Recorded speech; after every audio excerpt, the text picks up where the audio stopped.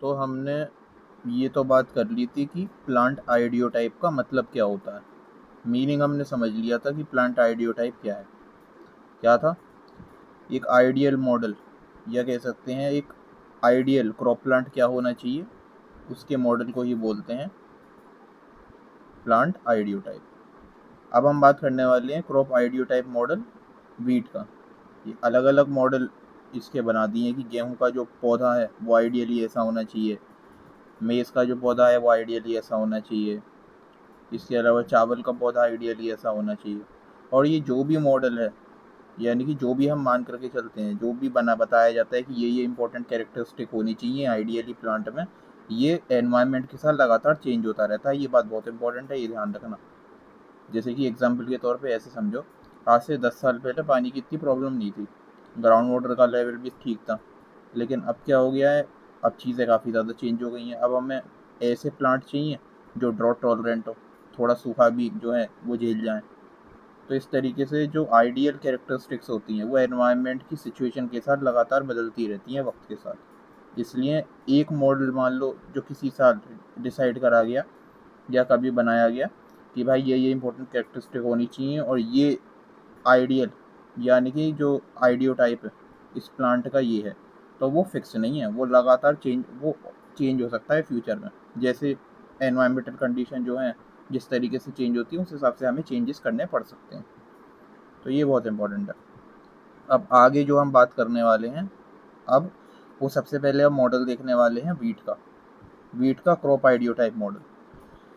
अब जो audio type term था ये किसने दिया था? डोनाल्ड ने दिया था। ये तो हमने पहले बात कर ही ली थी।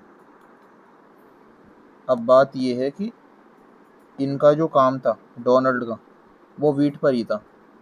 तो इन्होंने वीट का आइडियो टाइप दिया था कि एक आइडियल वीट टाइप, जो आइडियल वीट प्लांट है, एक आइडियल वीट प्लांट कैसा होना चाहिए। लेकिन इन्होंने जो कैरेक्टर्स कंसीडर करे थे वो केवल और केवल मॉर्फोलॉजिकल कैरेक्टर्स थे। हालांकि वो फिजियोलॉजी पे बेस्ड थे, लेकिन इन्होंने सारे के सारे मॉर्फोलॉजिकल ट्रेट्स को लिया था। जैसे कि इन्होंने सबसे पहले कहा कि सिंगल स्टेम होना चाहिए गेहूं के प्लांट का, छोटा स्टेम होना चाहिए ताकि तेज हवा से पौधा गिर ना जाए और हमें लॉस कम हो। इसके अलावा पत्ती चौड़ी चौड़ी होनी चाहिए ताकि ज़्यादा से ज़्यादा लाइट जो है पत्तियों पर पड़े और फोटोसिंथेसिस ज़्यादा से ज़्यादा हो। इरेक्ट लीफ होनी चाहिए। इसके अलावा इन्होंने कहा कि जो छोटी पत्तियां हैं उनकी संख्या कम होनी चाहिए। जो छोटी पत्ती हैं, क्योंकि अल्टीमेटली फोटोसिंथेसिस वगैरह के लिए जितने ज़्यादा सरफेस एरिया होगा पत्ती का उतना ही वो लाइट ज़्यादा रिसीव करेगी, है ना। इसके अलावा इन्होंने ये कहा कि जो छोटी पत्तियां हैं वो, क्योंकि उनका सरफेस एरिया भी कम ही है, तो अल्टीमेटली वो ट्रांसपिरेशन वगैरह के लॉस को मिनिमाइज़ करती हैं। इसके अलावा इन्होंने ईयर या स्पाइक के लिए कह दिया कि वो बड़ा होना चाहिए ताकि ग्रेन्स जो हैं पर ईयर वो ज़्यादा आएँ। इसके अलावा जो ऑन है उनकी प्रेजेंस ज़रूरी है, वो इम्पोर्टेंट है, वो फोटोसिंथेसिस में मदद करते हैं। तो ये सब इन्होंने मॉर्फोलॉजिकल ट्रेट्स जो हैं वो बताए थे कि एक आइडियल वीट प्लांट में ये सब कैरेक्टरिस्टिक होनी चाहिए। अब इनके ट्रेट्स सारे के सारे मॉर्फोलॉजिकल थे, लेकिन बेशक वो फिजियोलॉजी पे बेस्ड थे, यानी कि फिजियोलॉजिकल कंसिडरेशन पर बेस्ड थे। लेकिन इस चीज़ पे आगे दूसरे वैज्ञानिकों ने काम किया। अब जैसे कि इन्होंने ये कह दिया था कि सिंगल स्टेम होना चाहिए, जबकि हमें पता है कि जितने ज़्यादा कल्ले निकलेंगे अल्टीमेटली आगे चल के यील्ड उतनी ज़्यादा बढ़ती है। तो सिंगल स्टेम से तो अल्टीमेटली किसान को नुकसान है। बेशक सिंगल स्टेम है और छोटा है, लॉजिंग नहीं हो रही है, लेकिन जब प्रोडक्शन ही नहीं आ रहा तो भाई अल्टीमेटली बहुत ज़्यादा लॉस जाएगा। जबकि होना ये चाहिए कि मल्टीपल स्टेम, यानी कि जितने ज़्यादा कल्ले निकले उतना बेहतर, बेशक थोड़ी सी हाइट कम हो ताकि लॉजिंग ना हो। तो इस चीज़ पर जो है डाउट भी करा गया था, जैसा यहाँ पे मैंने बता रखा है। कलम का मतलब क्या होता है? मेन स्टेम जो है प्लांट का, कि सिंगल स्टेम जो है उससे तो अल्टीमेटली जो यील्ड है वो इतनी जाएगी ही नहीं। टेलरिंग बहुत ज़्यादा इंपॉर्टेंट होती है। टेलर का मतलब क्या होता है? टेलर का मतलब होता है जो प्लांट के बेस से साइड स्टेम निकलते हैं, जिन्हें हम हिंदी में कल्ले बोलते हैं। जितने कल्ले निकलते हैं अल्टीमेटली आगे चल के उतना ही ज़्यादा प्रोडक्शन बनेगा, क्योंकि हर एक मेन स्टेम पर फिर आपका जो ईयर या स्पाइक है वो आपको देखने को मिलेगा, है ना। इसके अलावा फिर आगे वैज्ञानिकों ने इस पर जो है और काम किया। तो ये तो जैसे कि इन्होंने बताया था केवल और केवल मॉर्फोलॉजिकल ट्रेट्स के बिहाफ पे, बेशक वो इनके फिजियोलॉजिकल कंसिडरेशन मतलब फिजियोलॉजी पर बेस्ड थे प्लांट की। लेकिन आगे जो कैरेक्टर्स कंसीडर करे गए वीट के आइडियो टाइप को बताने के लिए, उसमें मॉर्फोलॉजिकल और साथ में फिजियोलॉजिकल कैरेक्टरिस्टिक दोनों को कंसीडर किया गया, यानी कि वो मॉर्फोलॉजिकल ट्रेड भी कंसीडर करे गए जो कि यील्ड को डायरेक्टली बढ़ाने के लिए इम्पोर्टेंट होती हैं, और साथ ही फिजियोलॉजिकल कैरेक्टर्स को भी कंसीडर किया गया। जैसे कि जो एहसाना थे, वैज्ञानिक का नाम है, उन्होंने रेनफेड कल्टीवेशन के लिए, रेनफेड का मतलब जब हम इरिगेशन के लिए केवल रेनफॉल पे डिपेंडेंट है, तो ऐसा कल्टीवेशन हमारा रेनफेड कल्टीवेशन होता है। तो रेनफेड कल्टीवेशन के लिए गेहूं का आइडियो टाइप क्या होगा वो अल्टीमेटली इन्होंने बताया था, एहसाना ने। इसके अलावा जो फर्दर इस चीज़ को और इम्प्रूव किया गया, जो इन्होंने मॉडल दिया था डोनाल्ड ने, इसको फर्दर इम्प्रूव करा गया। बताया गया कि ब्रॉड फ्लैग लीफ होनी चाहिए, शॉर्ट होनी चाहिए, हाइट शॉर्ट हो लेकिन उसमें मल्टीपल कल्ले निकले, है ना। ब्रॉड फ्लैग लीफ होनी चाहिए, शॉर्ट फ्लैग लीफ शॉर्ट हो लेकिन ब्रॉड फ्लैग लीफ होनी चाहिए, और लंबी फ्लैग शीट होनी चाहिए। शॉर्ट ईयर एक्सट्रूजन होना चाहिए, लॉन्ग ईयर होना चाहिए, मॉडरेटली हाई टेलरिंग कैपेसिटी होनी चाहिए, टेलर ज़्यादा से ज़्यादा हो, बेशक हाइट कम हो, जैसा मैंने बताया भी था, ताकि जो ग्रेन्स की यील्ड है पर प्लांट वो अल्टीमेटली बढ़े।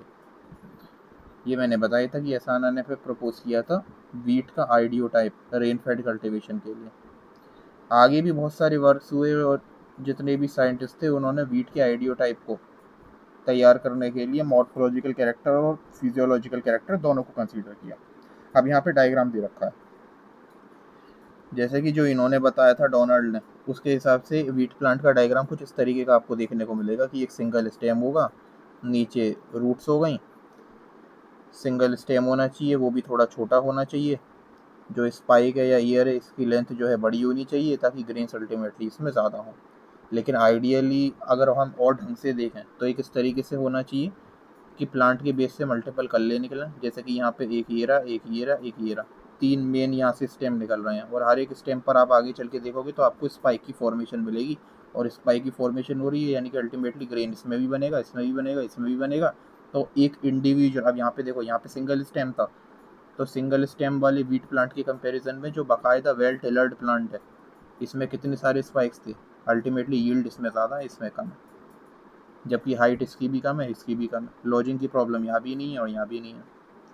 तो इस तरीके से जो मॉडल हैं वो फिक्स नहीं होते कभी भी, हमेशा याद रखना। किसी साइंटिस्ट ने किसी टाइम पर किसी क्रॉप प्लांट के लिए कोई मॉडल दिया, 10-12 साल में या 15-20 साल में चीज़ें काफ़ी बदल जाएंगी, तो फिर उस मॉडल में कोई मॉडिफिकेशन किए जाएंगे, कुछ और मॉर्फोलॉजिकल कैरेक्टर्स, फिजियोलॉजिकल कैरेक्टर्स देखे जाएंगे, या हो सकता है जो पुराने कैरेक्टर्स थे उनमें और कुछ चेंजेस करे जाएंगे, तो इस तरीके से मॉडल बदलता रहेगा। तो ये एक डायग्राम ये रहा, एक डायग्राम ये रहा। इस वाले डायग्राम में आप देख सकते हो मल्टीपल कलम है। कल मैंने बता ही दिया था, प्लांट का जो मेन स्टेम होता है उसे कलम बोलते हैं।